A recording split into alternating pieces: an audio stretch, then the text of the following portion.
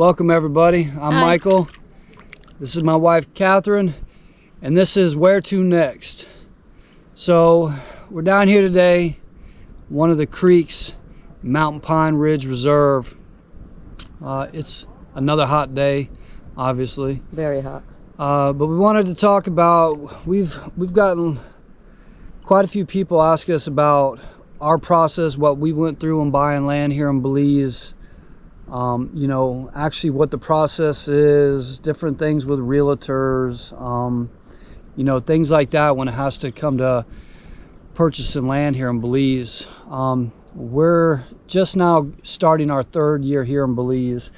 It took us, how long did it take us? It took us About a year? just Year and over a a half. year.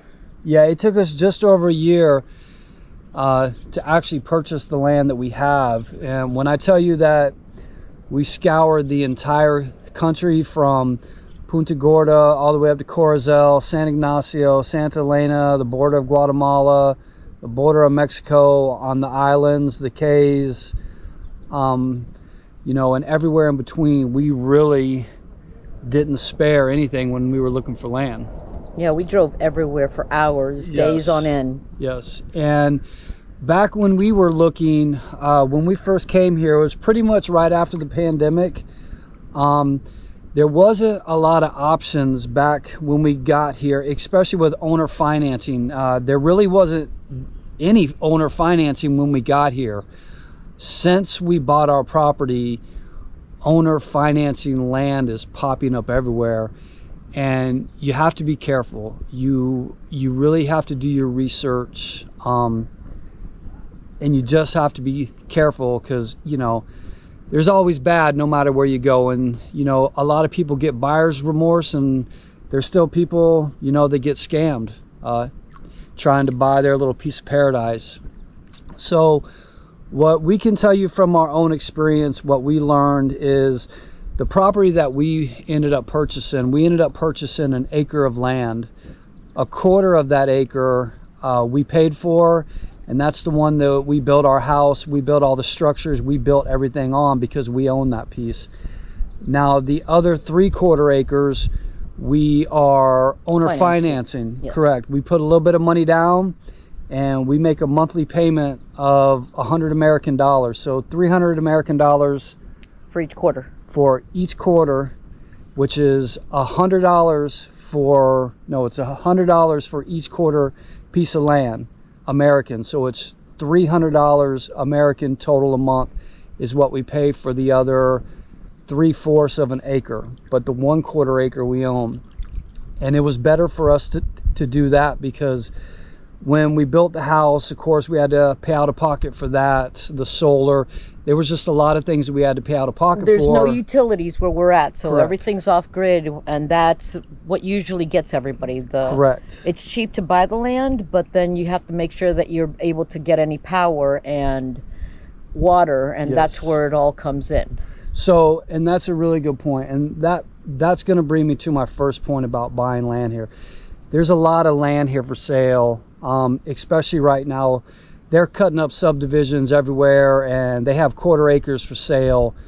Not just from Amber's Cay down to other Cays. I mean, you got Secret Beach, you got Inland. All these developers are coming in here, and they're breaking up big parcels of land right now into 1.5 acres, and it sounds like a dream. It's really actually pretty easy, depending on what you want. If you want oceanside, mountainside, jungle side, it doesn't matter. There is subdivisions being broken down Correct. for you to get. Now, So there are lots of subdivisions that are being broken down. But at the end of the day right now, that's all they are, folks. I have to be honest with you. From my own personal experience, people are going to promise you things. Oh yeah, there's going to be power out there in 6 months. There's going to be water out there in 6 months. There's going to be some kind of infrastructure out there in 6 months. From our personal experience here, following everybody, that isn't the case. Right now, Belize is in the middle of rolling blackouts because they can't get enough electricity from Mexico.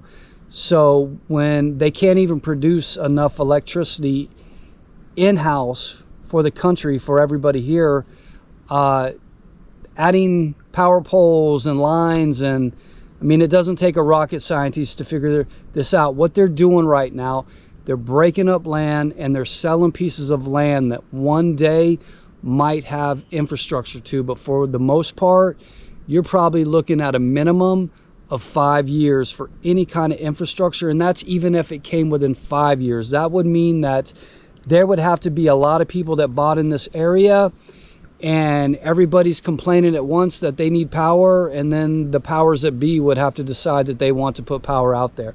So that being said, a lot of places that are being sold right now, that's why you're going to see a lot of off-grid places like our place. Yes. That's why we are completely off-grid, because there's no kind of power or running water coming to the area that we're at probably within the next 10 years.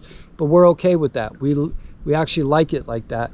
So you really have to keep that in mind. That's going to be, if you're looking for land, is where the land is at and how long until it gets any kind of infrastructure out there, meaning... And how the roads are. Yes, to get roads, to that land. because during dry season, the roads may look good, but as soon as the rainy season starts, these roads will turn into mush on you fast. So there's a lot of things that people aren't going to tell you. A lot of it reminds me of, you know, the old used car salesman in the States. The used car salesman, boy, he's happy to see you and everything is great, and he'll promise you the world until you pull off the lot.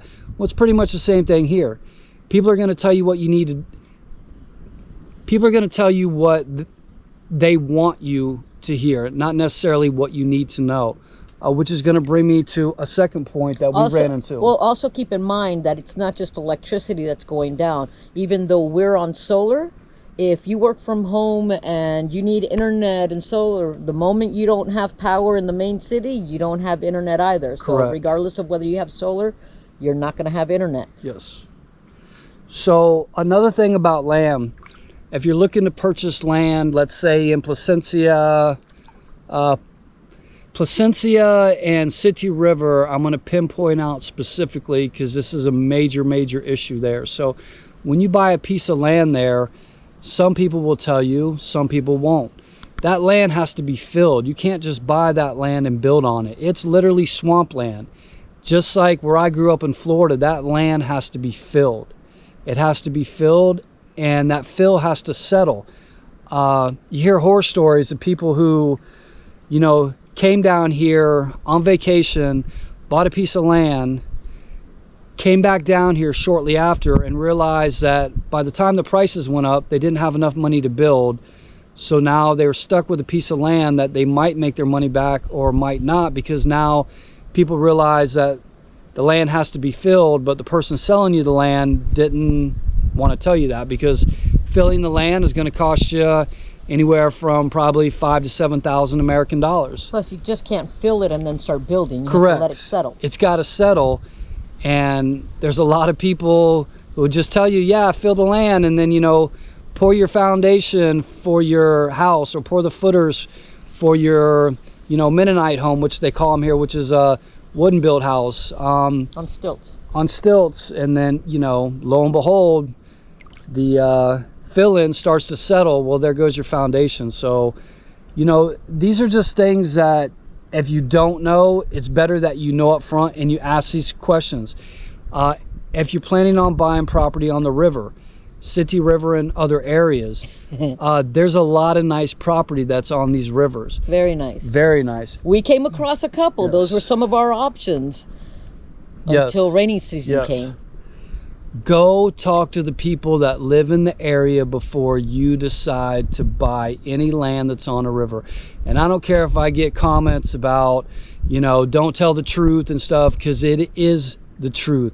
Go talk to people who live on that river, and you'll notice that a lot of the cheaper properties are on the bends of these rivers. And there's a reason, because during rainy season, when the rivers get overflowed on them bends, it pushes water over that bend wherever it has to go back into the river. Like I said, a used car salesman is not going to tell you that. They're going to smile in your face and say, yes, this is a beautiful property. I can't believe nobody's bought it yet. Don't take anybody's word for it. Go talk to the people that live in the area. Ask them about the piece of property that you're looking to buy, and ask them what happens during rainy season. And you'll understand why 95% of the properties on the rivers here are beautiful, gorgeous, and are still for sale, because there's an issue with them. And that's the best advice that I can give you on that. Now, going hand in hand with that, you're going to run into a lot of I call them what was the scheme back in the States in the day when timeshares. Sounds great. You got a lot of foreign investors here. I hate to say it, but out of Texas, man, they love to make these quarter acres look like timeshares. Put down 5,000 American dollars. You're going to pay this much for 30 years, but all you're hearing is the $5,000 down, and you can start building on the property immediately, and your payment is like $500, $400. So the big thing here, it's not like in the States where if you pay it off early, you don't get penalized. Yes. You're skipping all of that interest. No, the amount of your interest is still the amount that you're going to owe, no matter if you pay it off in 1 year, in 5 years, in 20 years, or whatever the case may be. You're still paying that full amount. We looked at a piece of property that was pretty much that. They wanted, how much did they want for it? $30,000 for the piece of property. So they wanted a little bit down and monthly payments. And you were not allowed. Yes, you were not allowed, because we asked. To pay it off. I wanted to pay it off in 5 years. I was told I couldn't do that. I wanted to pay it off in 10 years. They came back and said, well, we'll let you pay it off within 15 years. And mind you, this is a company out of Texas that wanted us to deposit money into an American bank account, and must have figured that me and my wife, this was our first rodeo, and had stupid written all of our foreheads. Man, this still gets me worked up, but I'm not going to blast them by their name. But so yeah, we ended up adding that up, and a $30,000 piece of property after 15 years would cost you over $120,000. So it sounds good up front, but it's not. Do your numbers. Be smart. Do your numbers. Be smart. If it's too good to be true, it is. You know what? And a lot of times you just got to go with your gut.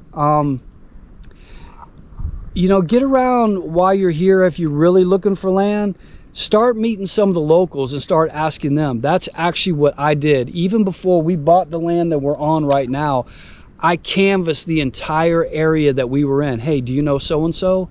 How long have they lived here? Do you know so-and-so? How long have they lived here?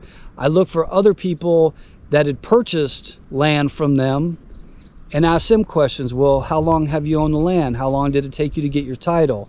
How long have they been in the area? We went so far down the line. We were meeting brothers, cousins, and sisters, but at the end of the day, we felt comfortable purchasing from the people that we did. So that's the extent that we went to when we were buying our land. Keep in mind that in Belize, everybody and their brother and their sister and aunt and uncle own land that they're willing to sell. Correct.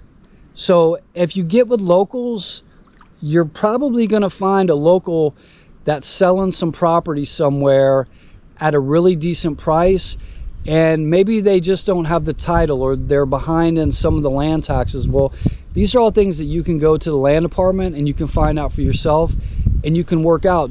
Don't say no to a piece of property just because the guy who's selling it, says that they don't have the title in hand on them right at the moment. Because the other thing we learned here, titles can take forever, even when you do a sale. Forever. Yes, everything takes forever. So don't let that sway you. If you're working with a realtor here in Belize, which a lot of people do, and there's nothing wrong with that, just keep in mind that realtors are not licensed in the country of Belize. And so I'm going to give you an example. I can't tell you how many times that I've seen a piece of property for sale, and it'll be $40,000 on, so-and-so site. And then I'll find that same exact property on another realtor site for $45,000. And then I'll Or find, 60,000. or 60, and then I'll find that same piece of property for sale on another site for, 70,000. And then there's been 2 times where, Or switch bait. yeah, switch bait, but there's been 2 times as we were doing that we were lucky enough to actually find the person who was selling the property, and they're like, what do you mean they're selling it for even 40,000? I'm trying to get it sold for 20. So land here is expensive if you're going through realtors and land brokers and stuff. If you can find the locals that are selling a good piece of land, you're going to pay way less, and you're going to avoid paying somebody who's trying to take advantage of somebody else. You just make sure that you have yourself a good attorney to do the paperwork and make sure that everything's on the up and up. Up and that's up. all. Yep. I mean, you also get, we've also ran into a couple of situations where we found a beautiful piece of land. Got a realtor, they took us out there, they showed us the land, we were in love, we were ready, and then lo and behold, all of a sudden, yeah, the owner doesn't want to sell this one. But we have this. I have this one that cost, 3 times as much, but it's a beautiful piece of land, and they're really willing to. So we got a lot of that also. Like the infomercials at 3 a.m. But wait, if you buy right now, we're going to throw in another 1/4 acre for $29.95, which actually, thank you for bringing that up. That brings me to another point, is location. Yes. Where you buy your land is going to be pertinent on so many things, and I'm going to tell you why. Because one of the biggest things that we left out of our own brains when we were looking for land is, what is the distance from where our property is to anything like a store or an ATM. And there was several different pieces of property that we were looking at that, don't get me wrong, we wish that we could have got these properties because they were absolutely beautiful. But in hindsight, we're so glad that we didn't, because we weren't thinking a drive to the grocery store, 30 minutes, maybe the closest ATM, 45 minutes. So it sounds all, or even if the road is any good to drive during wet season. Wet season. So it sounds all good to be out in the middle of nowhere until you're out in the middle of nowhere and you need to be somewhere. I don't know if that makes any sense. Plus the toll that it takes on the cars. Yes. Because some of these roads, after the rain starts going through, you need a good 4x4 to go through, and those shocks, forget about it. You're going to go through shocks like crazy. Yeah. And anybody who's from the South, if you know what clay is, when clay gets wet, you can go through mud, sugar sand on the beach. When that clay gets wet and it gets in the grooves of your tires, you're not going anywhere. And that's even if you have a really good 4-wheel drive sometimes. Nice old slip and slide. Yep, you'll be driving sideways. So, these are things that we learn from our experience, and, we want to bring these things to you guys because maybe it's something that you haven't thought of through all the way. So yeah, location is another one. And price is going to be really dependent on that. You're going to look at some properties and you're going to be like, oh man, why is that nice property so much cheaper than, 20 miles around the corner? I mean, it's, pretty much got the same view. Well, because those people know that other people have bought there, and the reason why they left is because it's so far away from everything. All right, everybody. Thanks for watching this video.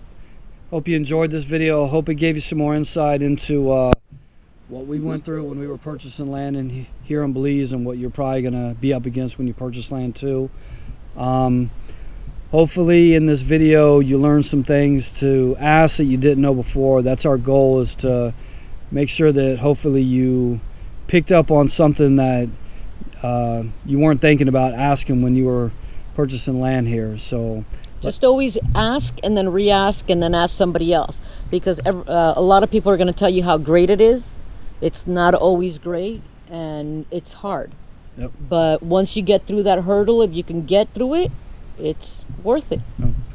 Don't fall for the used car salesman. So, yeah. Thanks for watching, everybody. Have a good one. Bye.